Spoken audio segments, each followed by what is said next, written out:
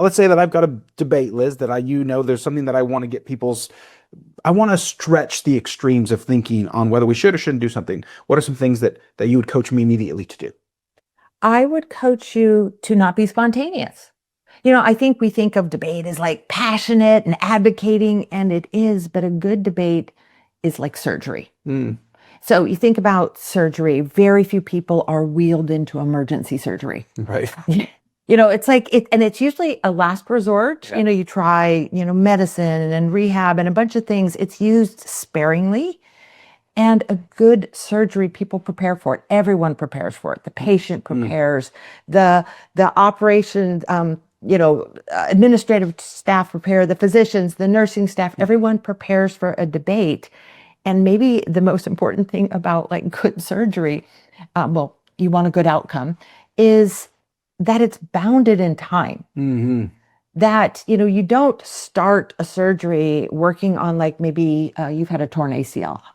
Achilles, right? Yeah. You don't like start on the Achilles and go, oh, well, actually the ACL's not in great shape either. Well, why don't we have a look at that too? It's focused and it's bounded, and you don't start it and say, okay, well, let's come back to that tomorrow. Mm-hmm. Let's meet on that again next week. It starts, it's focused. In fact, with a good surgery, not with a good surgery, but with any surgery, they are masking off every other part of the body that they're not working on. Mm-hmm. And they've got like a little opening about yay big. And so it's really, really focused. And I think a lot of leaders want to jump in and debate. Yeah. And that's when people will be at their worst. Yeah.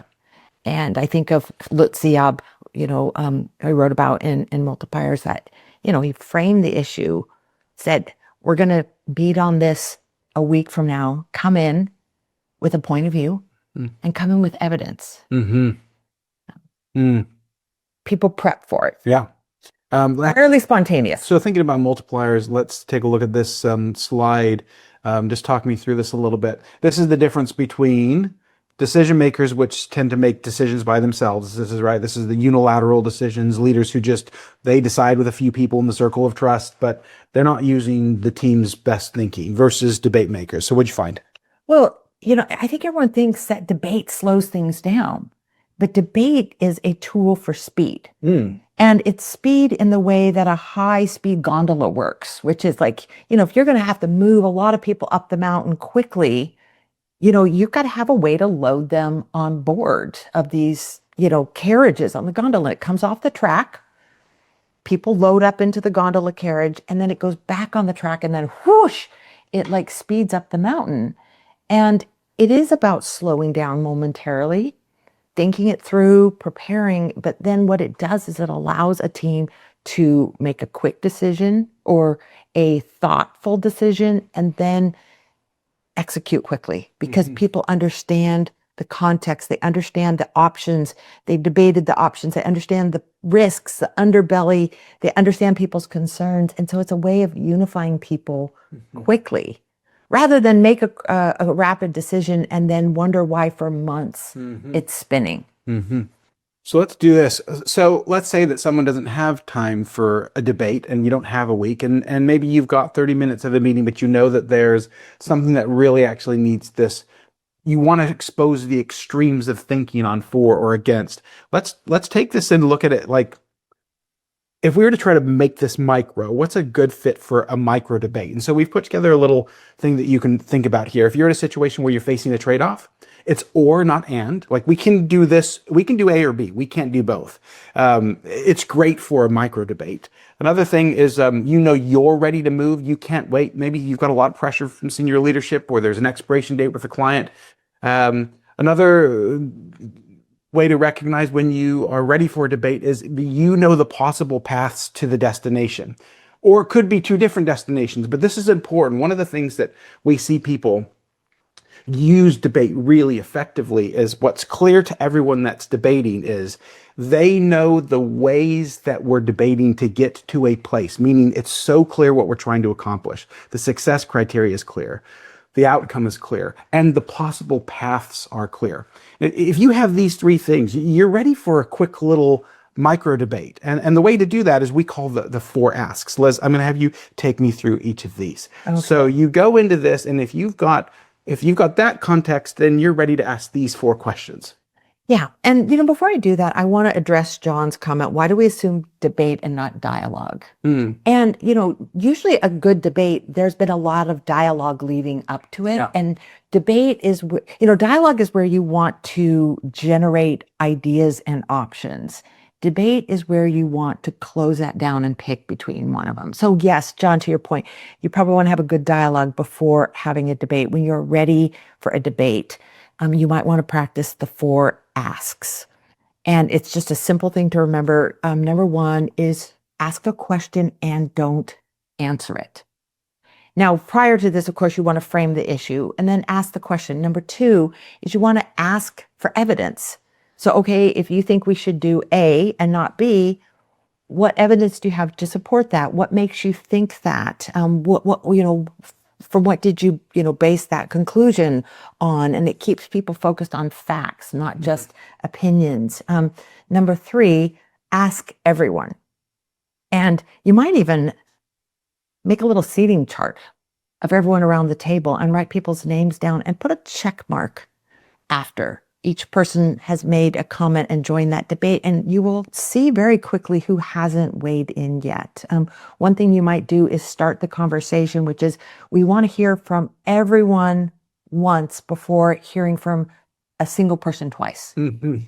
But, you want to make sure that everyone has had a chance to debate. We just had a few debates as a team last week. And we did 3 of them in one day on things that were important. Some things we hadn't moved on, but we were ready to. Some things we wanted to figure out if we were ready to move on.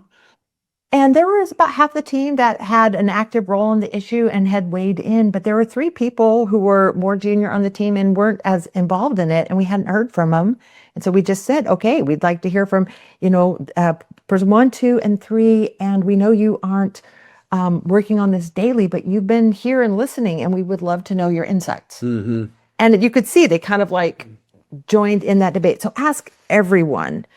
And then 4 is at some point in that debate, you might want to ask people to switch opinions. This is a practice I learned from Ziab, then at Microsoft, where just when the group was starting to settle into a leaning, he would say, okay, let's argue against it. And it was uncomfortable. Like, okay, Sean, you've been arguing for this. Liz, you've been arguing against it. Switch roles. Liz, you're for it. Sean, you're against it. Go. And what that does is it takes the focus off of who won the debate. And it muddies that. It actually muddies what's not important and puts clarity around what is important, which is the winning position, the winning option. And so it's not about winners or losers. It's about what we ended up deciding together. And it teaches people to hold their opinions lightly. And what we saw. And what it does for me when I'm participating is, one, is it gives me a chance to weigh in heavy on an idea or a point of view or a way to get somewhere. And then when somebody weighs in equally as strong on the opposite path or the other way, it forces me to confront the distance between where we are and now all of a sudden I see the problem different. It kind of helps me walk around it in a way where it exposes the things that I might not have seen otherwise. And I find that to be extremely valuable for a team to listen to that dialogue back and forth, especially if you don't make the decision in the room that day and it's not always necessary. As I go away, it changes completely how I ruminate and think about the things that were discussed, because I can go back and forth in my mind. And then I will often come to a new place of thinking altogether. Did you have something you wanted to say? I was going to say something, Sean, if you don't mind. I thought that Kayla had a really good point about how good debates make you want to go from one side to the other. And perhaps that's a really great barometer for our entrenchment. Sometimes we come, and we've said this a lot throughout the day, is to hold your ideas lightly. Well, sometimes if we come into a debate, and this happened to me during our team debate this week, I came in really well prepared, and then suddenly I felt that tension. All of a sudden, my ideas, they weren't under attack, but now I was faced to confront, like you said, a totally new host of things I hadn't considered. And I felt myself a little bit of intellectual whiplash, kind of like Kayla said. And I think that's a great barometer for you. If you're feeling that, it's a good indication that you are holding your ideas lightly. You're not entrenched. Mhm. You know, one of the great things that happened in our team debate last week is one of our conclusions or decisions put a lot of workload on Andrew.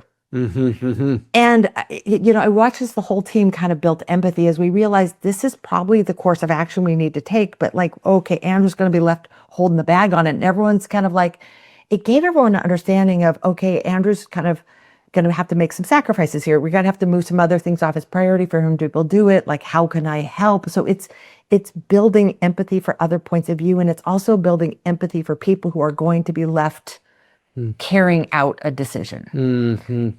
A debate is like surgery. It's not something we should use to treat everything. There needs to be discussions and brainstorming sessions. But when you need your team to sharpen their thinking and commit to something, and you want to build a lot of intelligence around those options, the consequences of those options, and build that collective will, a debate is a really good tool.